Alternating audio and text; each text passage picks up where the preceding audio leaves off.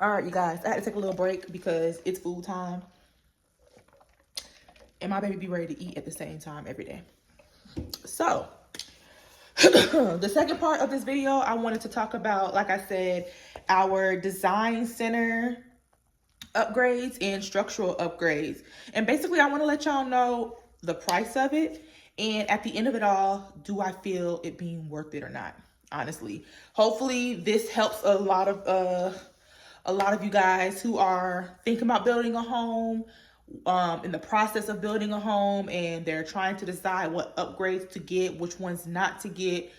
I know I was on YouTube all day and night looking up upgrade videos, and yeah, hopefully this is beneficial for you. So I have my packet here again, just to go over some brief notes, and I'm just gonna try to make this as quick as possible, just talking about what we actually did get.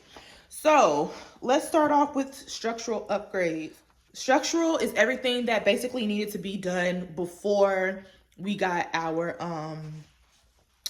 what's it called?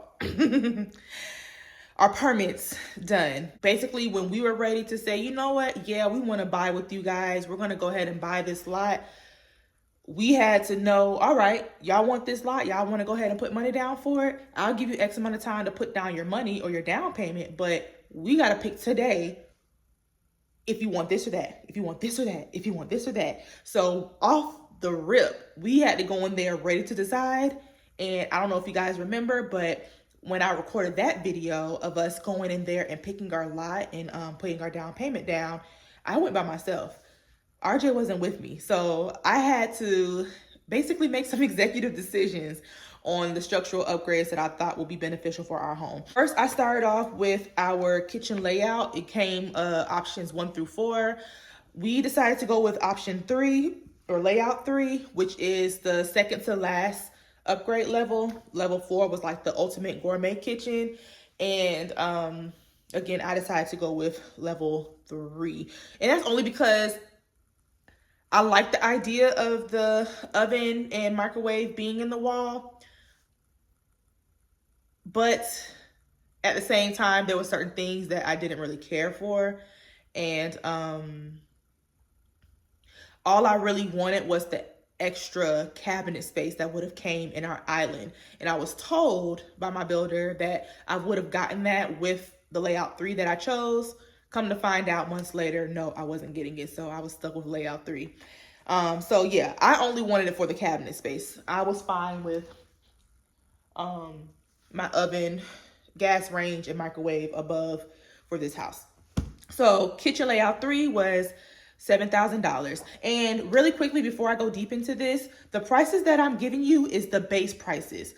I'm not going to give you guys what we actually paid because we did have some discounts. We got like $32,000 worth of free upgrades. And then because of the inconveniences that we experienced throughout our build, they also knocked off a few other good amount of monies from our upgrades and whatnot, and off of our process or off of the price of our home.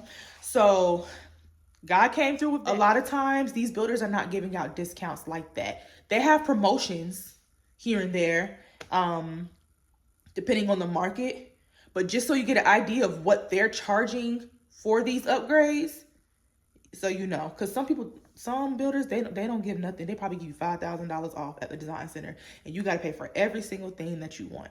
That came with the 42-inch cabinets, the large stacked drawers versus cabinetry, and you just reach in there. There's drawers inside of all of our cabinets.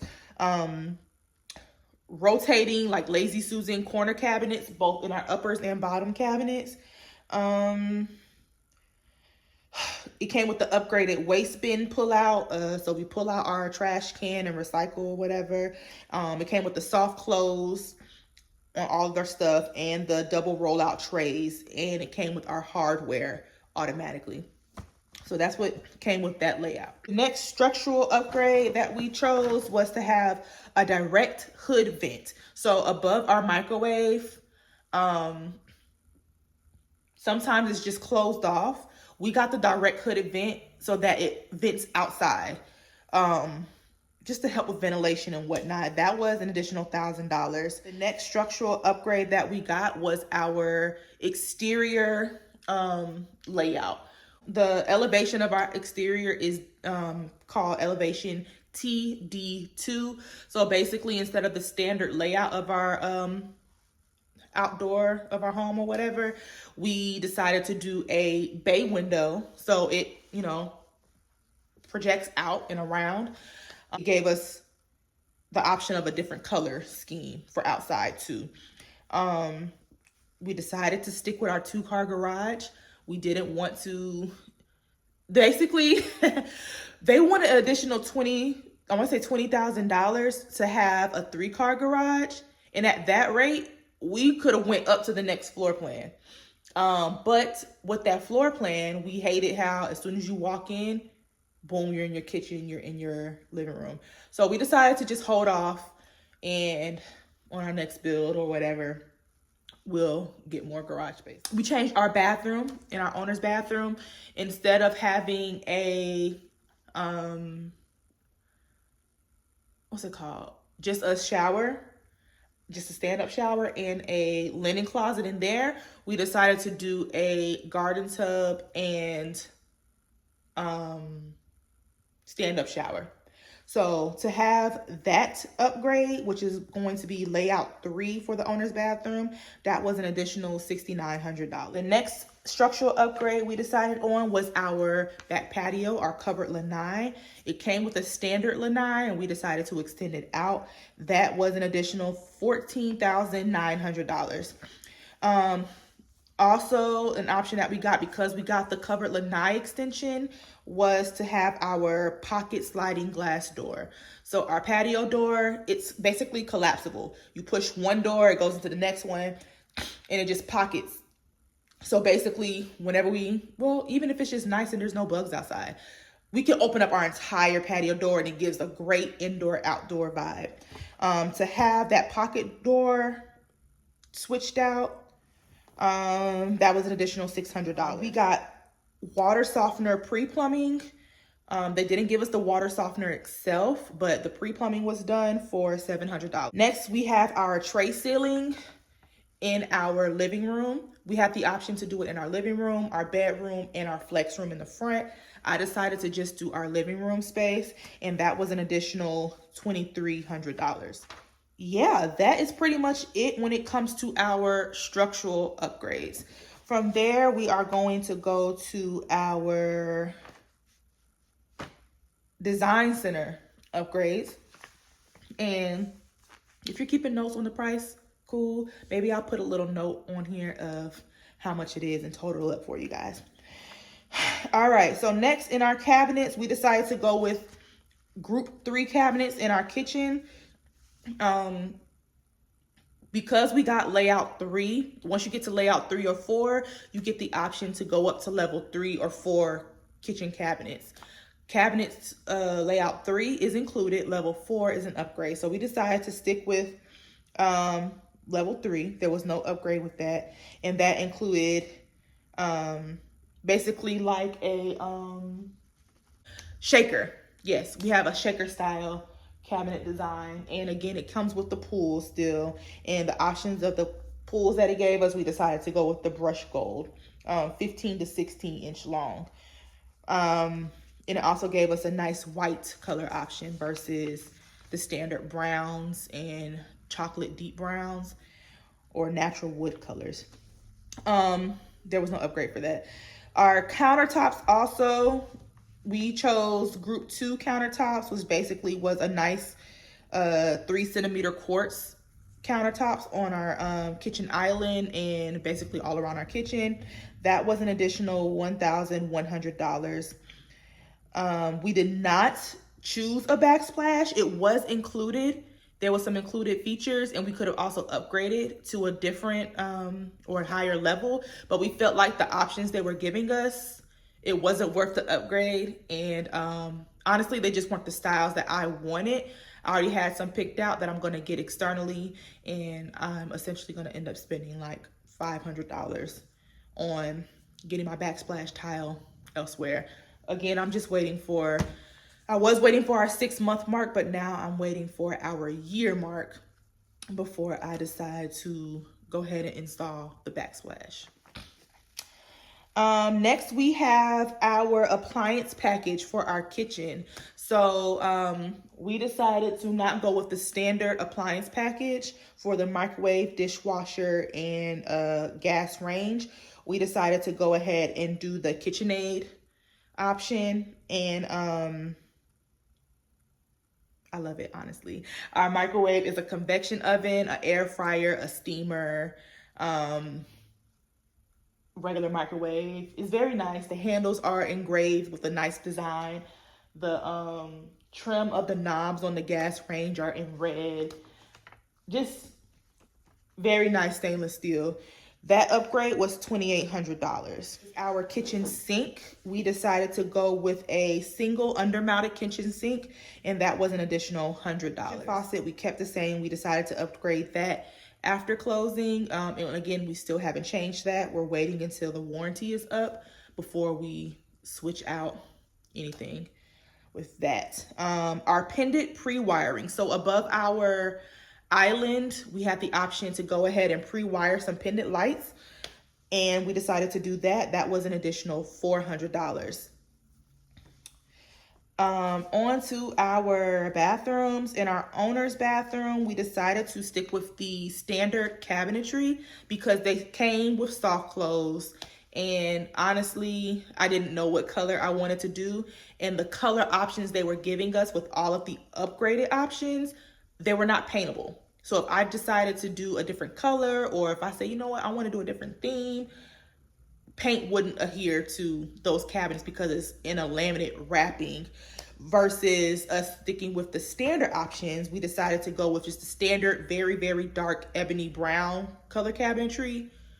We can either strip those, or we can paint over it because it's solid wood. It's no laminate over it.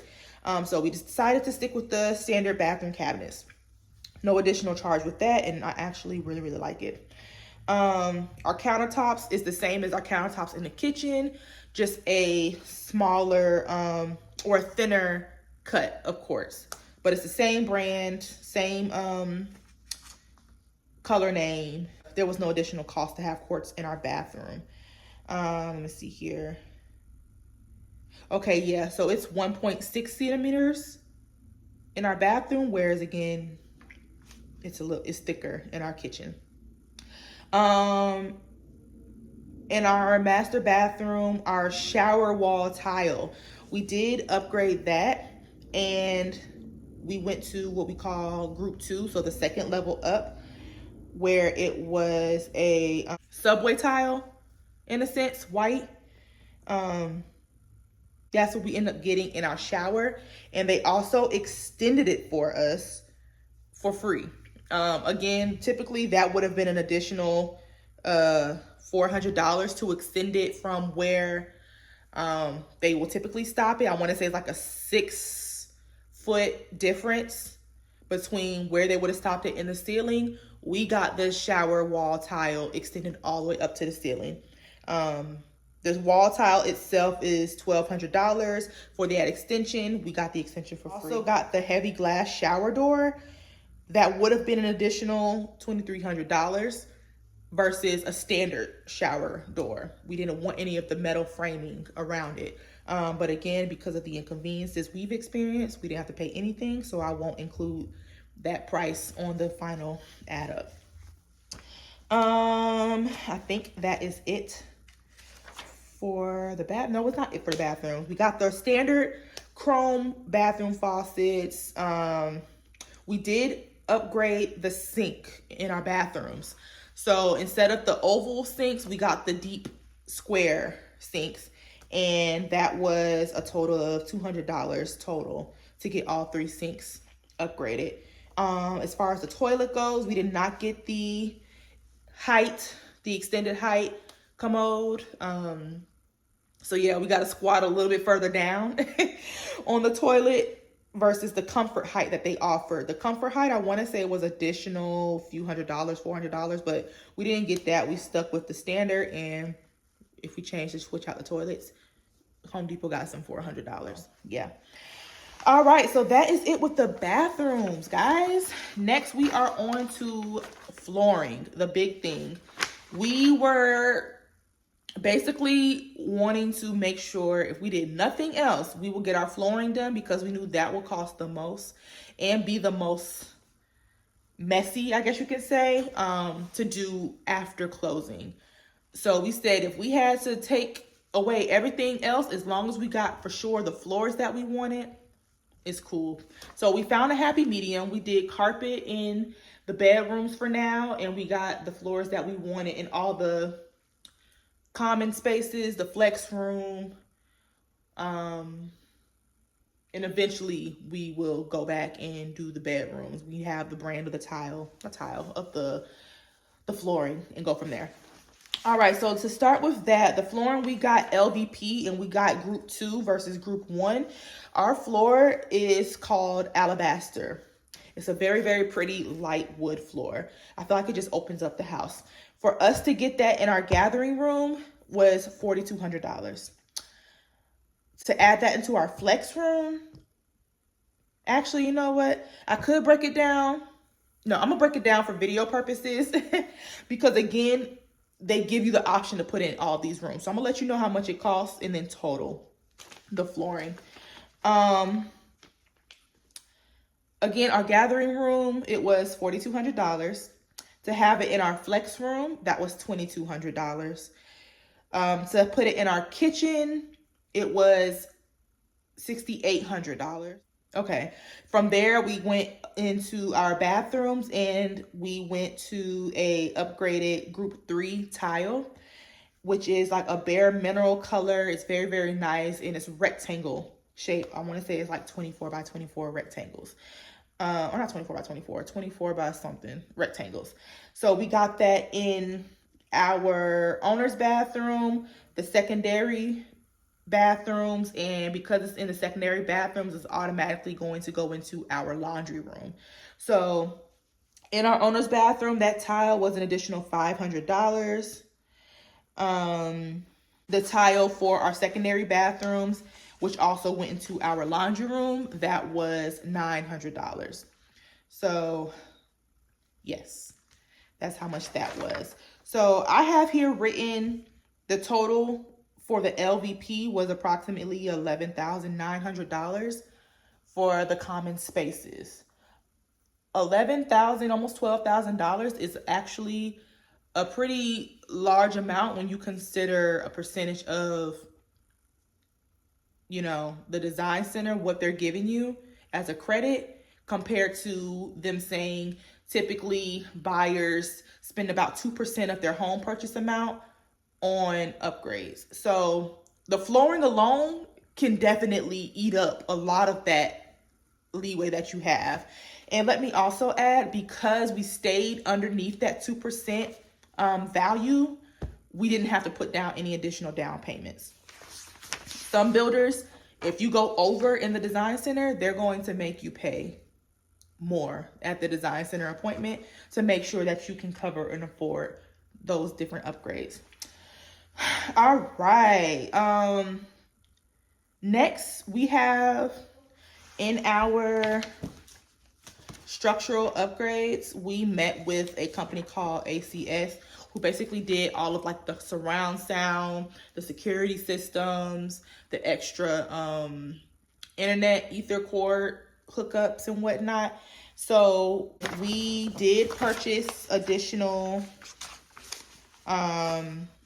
hookups for that.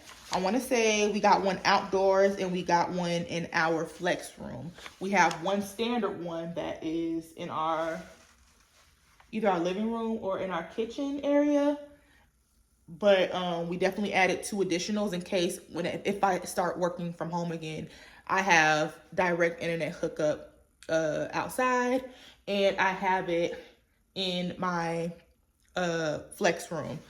We also included TV mounting in these areas. So all of the bedrooms have the pre-set up for TV mounts and the tubing that goes behind the wall. So basically it's a hidden cord when you mount the TV. So we got that in the flex room. We got that in both the kids' rooms. We got that in our bedroom. And did we get that outside? No, we mounted our own TV outside. And we got that in the living room. So in all the rooms, we have the setup for that. And I want to say that was an additional, for those upgrades, $2,200 for the internet jack and the TV mount packages or whatever. Like packaging, it looks like. We did add some LED down lighting in our living room. So in our tray ceiling, it's a pack of 4, which is additional lighting. That was an additional $600. I want to hit a note on that. If we did not have these lights, we would just have the one ceiling fan option light. But it's nice because that light is so bright to have these LED lights. But honestly, I don't use any of these lights. I have some LED battery operated wall mounted lights that I use more than these, to be honest. So choose it at your own risk. But in the bedrooms, especially the secondary bedrooms, no lights come in there. We still don't have a light in our flex room. Luckily, all day we have the big bay windows. We have the big bay windows, and that's a bunch of natural light coming in. But baby, at night, we can't see nothing in there unless we turn on the hall light. So we haven't started working in that room yet. So I haven't decided if I'm going to put a chandelier, a fandelier, or just a simple fan in that room with the light. But between there and in my son's room, he just has a lamp plugged in that is connected to the light switch. So secondary bedrooms, they do not come with a light in most cases. We got the included paint. So there was no upgrade for that. We decided that we would go through and paint our walls ourselves. Also with the structural upgrades was the size of our doors, our interior doors. Standard door height is about 8 feet. We got 9-foot doors, and it makes a huge difference. It does. It makes the house look really, really big versus us walking into some of our neighbors' homes before they closed, and it just makes you feel so short and, you know, stuffed, if that makes sense, when you're walking into a home with standard 8-foot doors. If you can upgrade that, I definitely would. Or did I say that wrong? Maybe it's standard 6-foot doors. Yeah, sorry, I said that wrong. The doors are standard 6 foot. We got 8-foot doors. That's what it is. And our ceilings are 9 feet tall. So that is pretty much it on what we chose to get upgraded. If I could go back and do other upgrades, would I? I do still wish I had my island cabinetry. I would have used that to hold all of my liquor and my wines, or, you know, shakers and stuff like that, so that it's just out the way. But other than that, I feel pretty content with the upgrades that we did choose. There's so many other things that you can choose from though, such as the crown molding options, the baseboard options, having it thicker or higher, having a curve, like how it curves around each corner of the wall versus a sharp point. That's a price difference. Of course, the fixtures is a price difference. The everything costs. Everything freaking costs. So I say that to say, when you're going to your design center appointment, keep those things in mind. Really take into consideration what you can do after closing, because as time goes on, you may realize, you know what, I don't even really need this stuff. I don't care. It is what it is. It's a nice appeal, but who's really paying attention? Me, honestly, I be paying attention. But for my own sake, I chose not to do a lot of things in my home, and I'm actually pretty happy that I stood my ground and didn't splurge or go out of my price range to get certain things, especially knowing that this is what we plan to be starter home. We do plan to, right now we're talking about ways to keep this home when it's time for us to go into our next venture and get a new home. The plan was to at least be in this home for 5 years. We have ranges between 3 to 7 years. But for sure, we saw ourselves at least in here for 5 years. That gave us time to choose the lot that we wanted, because our initial goal before we even got this home was to buy a lot of land. And the lot that we found, the owner decided to keep it, and they built a bomb house on it, y'all. It hurts my heart every time I see it. But shout out to them. They did their thing.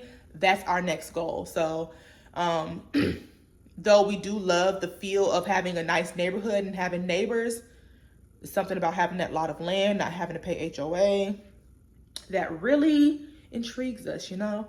So that's our next plan. We're going to try to map it out with these kids, how they're growing. My daughter, by the time she goes to high school, maybe we really have a really set in stone plan of what our next step is going to be. So I want to say that is all. Yeah, so that's what's going on in our home. Thank you so much for tuning in, you guys.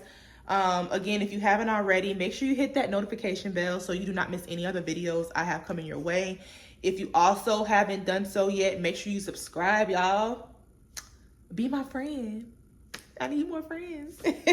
No, but if you like the content that you're getting, family, entrepreneurship, mommy mode, pregnancy, house decor, how we're doing in our home, definitely subscribe, hit that notification bell, and tell a friend to tell a friend. Okay? All right, you guys. Thank you again so much for tuning in, and I will catch you guys on the next video.